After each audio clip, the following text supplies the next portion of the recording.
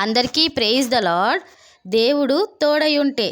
దేవుడు తోడయున్న అబ్రహాము ఇసాకులతో అబీమెలెకు సమాధానపడ్డాడు.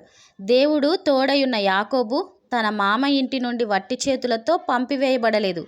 దేవుడు యోసేపుకు తోడయున్నందున అతడు వర్ధిల్లుచు చేయునది యావత్తు సఫలమగుచుండెను.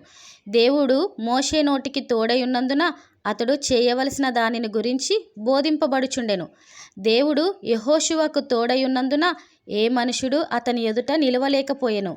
దేవుడు గిద్యోనికి తోడయున్నప్పుడు మిద్యానీయులను ఒక మనిషిని హతము చేయనంత సులువుగా వారిని హతము చేసెను.